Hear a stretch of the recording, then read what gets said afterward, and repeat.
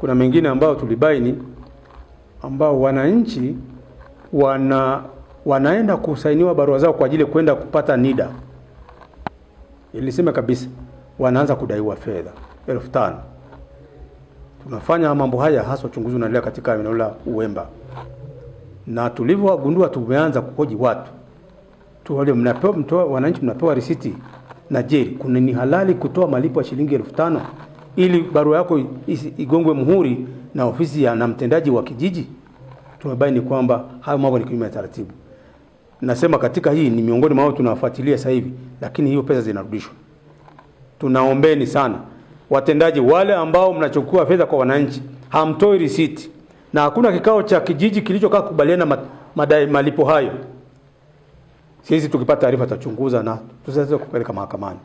Tuwatendeni wananchi haki. Wewe ukiwa pale mtumishi wa umma, umeajiriwa na wananchi. Kama ni mchango, hakikisheni kwamba kama ni sheria ndogo za kijiji, muhtasari wa vijiji unaruhusu hiyo mchango unaotolewa. Na jiandaeni kama mnatoa, wekeni rekodi kuonyesha kwamba mwananchi anasainishwa wapi, kuthibitisha kwamba pesa yake ameitoa ni halali. Tunaombeni sana viongozi, hasa watendaji wa kata na vijiji.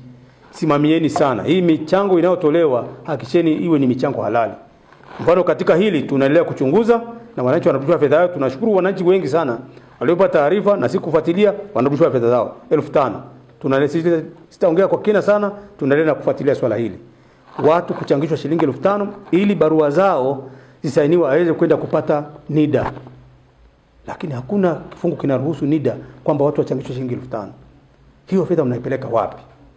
Kwa kweli naambia wachunguzi wangu wa mkoa tuongeze spidi, tupate ushahidi wa kutosha, wananchi endelee kutupa ushirikiano. Pesa yako imerudishwa, tupe taarifa umerudishwa fedha.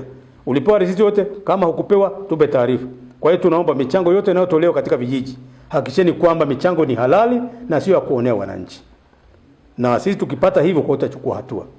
Watendaji na watumishi wa tukubaliane hilo tu, lazima tutekeleze. Na kweli hili tutakuwa very serious nalo.